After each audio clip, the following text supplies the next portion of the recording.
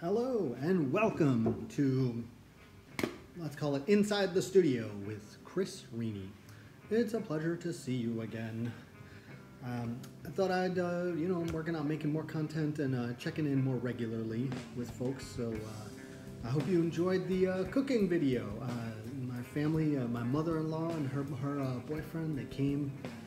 They arrived yesterday here in Denmark, and we ate it for dinner. They were very happy with it. That was cool.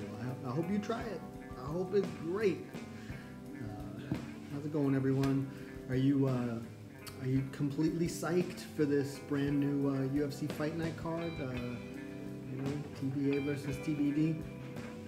The truth is, coming at you with a little preview, little thoughts on the fight game and what I would consider archetypes. You know, there are people who they have like what they represent to the sport is just more so than just themselves as an individual. And I thought I'd talk to you a little bit today about a piece that I was coloring today. Nate Landwher versus David Onama. It should be playing right now as we speak.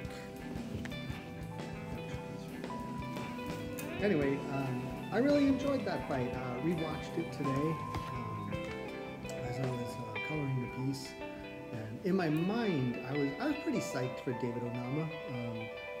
I've watched a couple of his fights, and the guy's got power, and he's got a real lanky body, and always interesting people. He bombed the hell out of Landwher. I think that fight was definitely one of the best of the year. Kind of a little slice of madness. I thought it was borderline cinematic. They were fighting, they were throwing punches and eating them the way you would see in a movie and think was unrealistic. Especially on the rewatch. I thought the fight was a bit closer than it really was. I think now on rewatch, Landwher. So if it happens to be that you don't remember this fight or you didn't see it, let me give you the quick summary, the elevator pitch. David Onama came out and just bombed on Nate Landwher in the first round. I'm shocked that he came super close to getting stopped. But in the last minute, 30 seconds or so, Onama appears to gas himself out trying to finish Landwher. Landwher, by the last 30 seconds of the fight, is like coming back and throwing like crazy at Onama. Second round comes and Landwher is just out for blood. Onama is exhausted, starts like just kind of half-heartedly pulling guard just to fall on his back, and Landwher seemingly realizes he can't quite, not that he can't finish him, but that it's a lot of effort to get that ground control and throw and maintain positional control when you'd rather just be like launching right hands at somebody's face. So Landwher starts getting up and flexing and I can't remember, Eugene S. Robinson, one of my favorite editorialists. I can't remember if he says it's grandstanding or showboating, but Landwher, he gets him down and he just gets up, he's flexing, he's egging the crowd on. The crowd goes crazy for it, and he appears to have Onama in like these really, really dangerous situations, and he gets up off of him, walks away, eggs on the crowd. It's definitely one of those things where it's 75% showboating and maybe 25% like conserving energy, where he's like, I'd rather not be half grappling, half punching, when I could instead just be standing in front of you. You're really tired and throwing those bombs. And then the third round comes. Onama, he starts hot. He still has power. Both of these guys, both have massive chins. The kind of you won't be seeing these guys having fights like this in 10 years. They gave a piece of themselves, to quote Daniel Cormier, or they left a piece of themselves in there. Anyway, by the third round, Landwher definitely still has the majority of the momentum. Onama comes back with a couple really big shots, but can never truly turn the tide, except in the last 20 seconds. And he just goes balls out. Like, does like a Wanderlei versus Vitor, you know, like running, punching combination. And Landwher, like, you know, staggers against the cage, falls to his knees. Onama just starts bombing on him, and then Mike Beltran is forced to dive in between them, stop the fight. And Onama does a great job of selling it at the end. Like, you know, well, I won that. That was great. That was a super strong finish. But on rewatch, you can see, okay, Landwher probably had like 3 minutes and 50 seconds of, you know, better winning that round, better striking and everything. So I really enjoyed it, though. I thought it was a great, you know, one of those fights that gets kind of lost in the shuffle of things. You know, everybody's very, very energized by it in the moment that week, and then time goes by, and these things get lost in the crush. But Landwher gave, I won't say great or good, but he gave a compelling and enthusiastic, for a certain audience, charismatic post-fight interview. And he's got this heavy Tennessee accent, and he's got this like vibe to him that I can only reminds me of Donald Cerrone. You know, like that dude just went to the woodchipper and he's like, "That's what I came here to do." Like, there was no indication that anything went wrong. He's like, "Were you entertained? Did I win?" And then everything went according to plan. So, especially on the heels of Donald Cerrone ostensibly retiring, I got my eye on Nate Landwher to kind of fill that Cerrone-shaped void in the UFC schedule in this short term. I think Landwehr's 34 years old. I don't know how much longer you have to have fights like that. But that's why you're watching what you're watching. That's why it made it into the book. Oh, you know what? That's what we're going to call the series. Book-worthy. Oh, look at that. Working together. I'm going to give you some thoughts about... Oh, you want to hear another funny story? If you follow me on Twitter, a couple months ago this summer, mid-July, our bicycle got stolen. And it is the family bicycle, which is like a small car. It's called a Christiania bike. And it is, you know, a tricycle, 2 wheels in the front, 1 in the back, with a very powerful battery and motor. It'll take you up to about 25 kilometers an hour, which I think is only about 18 miles an hour. Still, you know, you can do that with, you know, 100 pounds of kids and, you know, 160, 165 pounds of me. And it's a good speed. Anyway. It got stolen. We had it insured. It took quite a long time for both the insurance money to come in and the a new bike to get built. You know, they're not like sitting there waiting for you. A lot of people in Denmark take the whole summer off or a month of it. So the Christiania manufacturing plant room, I don't know, hut, whatever they do, wherever they do it. They were closed for the summer, so you know, I ordered it in, I don't know, late July, and they're like, October, man. You know, all right, so I ended up buying a very inexpensive cargo bike for my kids, no motor. I'm hauling ass. I'm hauling ass on that thing. You know, I don't love doing it, but I do love feeling like I'm strong enough to do it. And, take them to school, go home every day.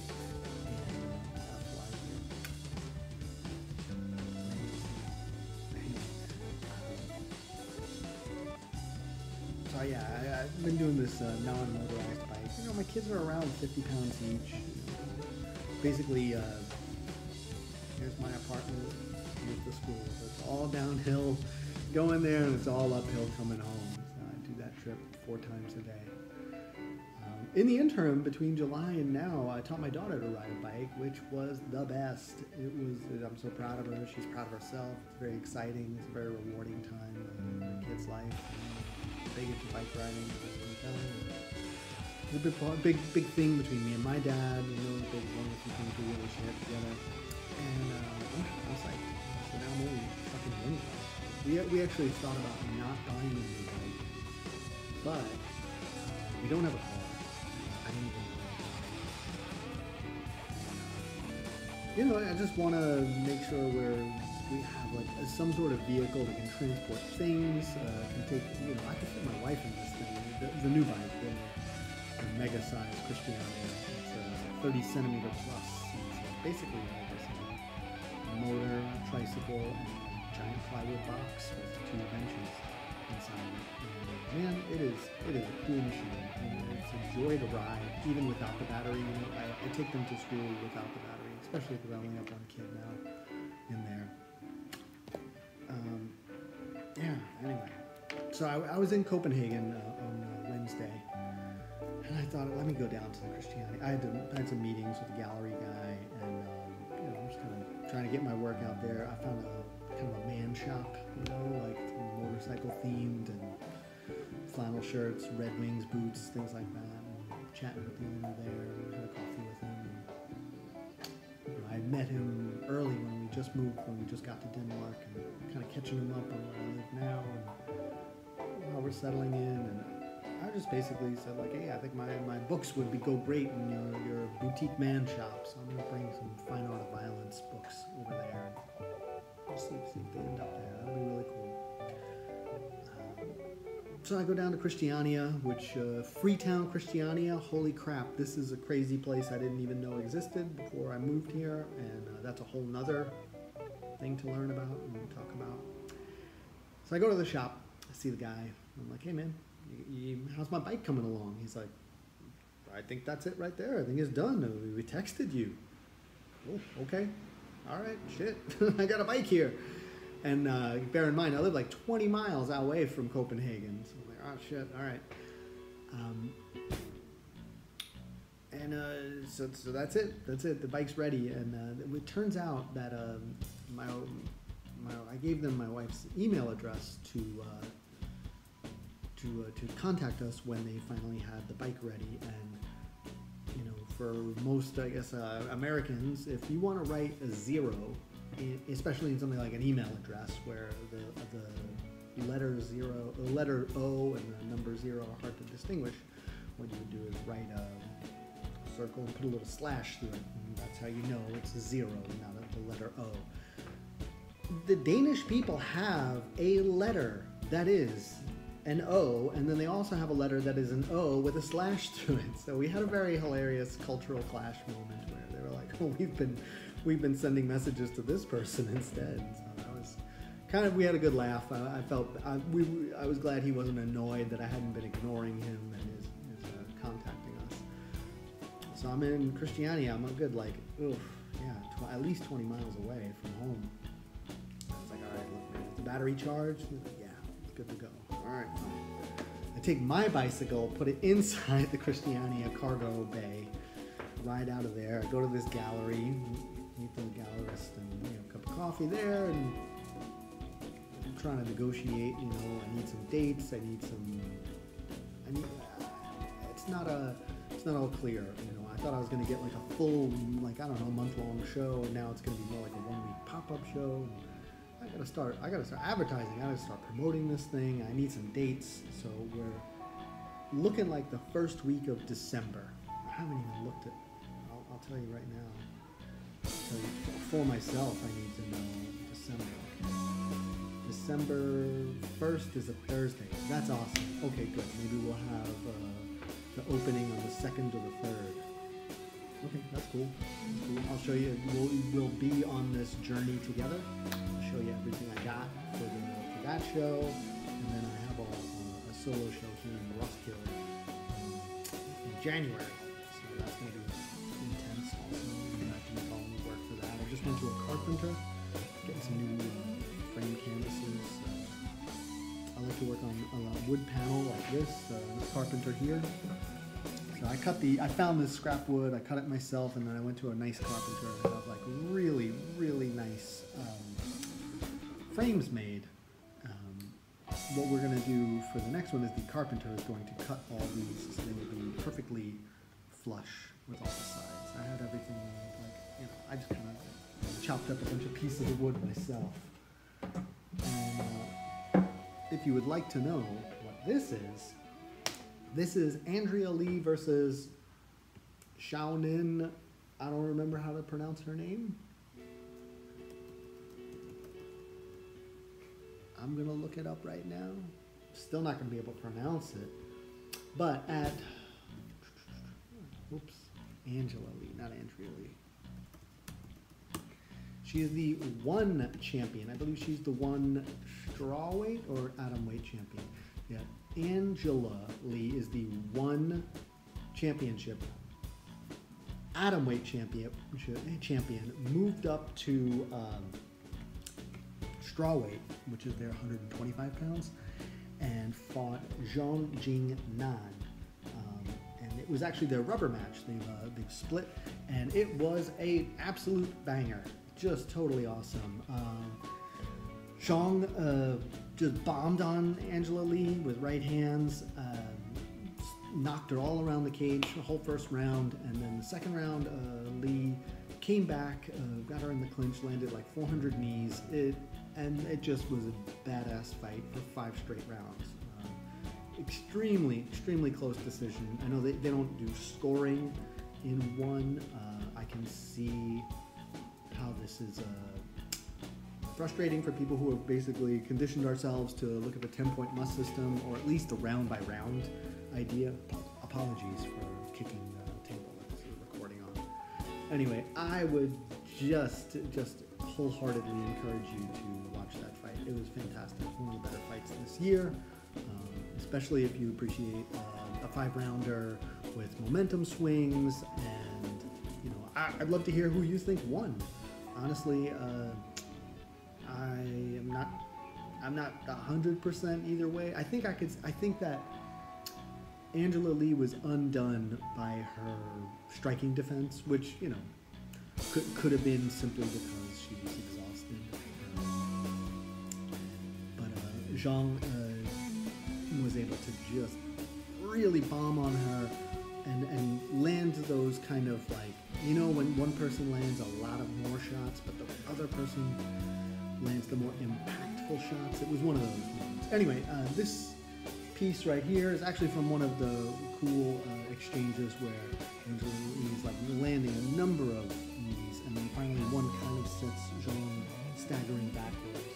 So I've got actually 2 faces for Lee, and then let's see, 1, 2, 3, 4, 5 different legs for her, 1, 2, 3 different legs for Zhang, and just kind of having fun. You know, I've been looking at a lot of Italian futurist paintings. It's always been one of my moments in our history I really enjoy. Maybe if you like, I'll talk more about it. It was kind of, I love a lot of early 20th century artwork where artists are grappling with the concept of modernity and the rise of the city as the new place where people live. And it is a fascinating time in life. I think, you know, unfortunately it kind of gave way to, you know, World War I, mechanized warfare, and lots of other things that are rough about life. But that's okay. That's okay. It birthed great art. So if you would like to hear more about moments in art history and how I like to think about them and incorporate them into my work, I would love to talk more about that. And give me an excuse to do a little studying too. So yeah, this is a piece that's going to go in one of these shows, maybe both. And I'll chat with you right now real quick. I'll give you my thoughts on UFC on ESPN. 40, no, not 41, what the F? Let's see, what is it called? August 13th, so where is this fight that I meant to look up? It ain't here. UFC Fight Night, Grasso versus Araujo, or UFC Fight Night 212. UFC on ESPN 70 or UFC Vegas 62. I am one of those people who is like dope, totally taken by Alexa Grasso due to her performances in Invicta. You know, it was kind of sad to see her not thrive right away, you know, and stumble a little bit. I think that, you know, her losing to Felice Herrig is really the only true stumble she had. She got 3 losses in the UFC, but the Herrig one was definitely her, I would say, underperforming, not meeting expectations. But, you know, she took a split against Randa Marcos. She got steamrolled by Tatiana Suarez, which I honestly think there is no shame in that. That woman she was an absolute murderer until her neck got fucked up during the Nina Nunes fight, who was Nina Ansaroff in 2019. But Tatiana Suarez, 2018? Suarez got injured in 2019. Has not been back. It was really a huge loss for MMA in general. I know a lot of people like to have those chats about like what's the greatest what if, and you know, Zabit and I would say Cain Velasquez are kind of the top 2 MMA what ifs, but I would say Tatiana Suarez, top 5. Anyway, you know, Grasso, she put it on Karolina Kowalkiewicz. That was a really cool fight, especially because she beat Kowalkiewicz up in the clinch with knees, which is, you know, if you remember, that's where Kowalkiewicz pummeled and essentially took over the fight against Rose Namajunas. And her one other loss is versus Carla Esparza, which not yet again. I don't know if you recall that fight, but that could have gone either way. I could have to watch it again if I wanted to really say anything definitive, but that was a razor close fight. Great grappling. It was just so exciting. You know, she got good at one fight of the night. Great stuff. And now, after that loss, she moved up to flyweight, got 3 wins in a row. Finally got a finish against Joanne Wood, and we'll see where she goes from there. Yeah, like I said, I'm excited. I've always enjoyed watching the fight. There's going to be a portrait of her in the Volume 4, the next book, and you know, there's a couple people here who I really do want to see. I always like to see Cub Swanson. I love watching Brandon Royval fight. Askar Askarov is, you know, he's not like lighting my world on fire, but you know, I pay attention to people when they're that good. And you know, there's a part of me that's always going to be curious what Misha Serkinov is doing. You know, I guess he's back at light heavyweight now. And honestly, you know, the card thins out. Always like to see Mike Jackson getting some time in the cage. But other than that, you know, this is what it is. We all know what this is. This is just like, how do you put it? This is an opportunity to advertise for UFC 280. Pretty hyped for that. I can't wait to do a little preview of that, a little artistic something. I think I'm going to wrap it up right here. I'd love to know your thoughts on I don't know, anything that we talked about here. You want to learn how to make anything? You want to learn how to cook something? You want to see any work from scratch? You want to see some painting? You want to see some particular person? You enjoy portraiture? Let me know. I love hearing from you. I love the support of the patrons. Take care of yourself.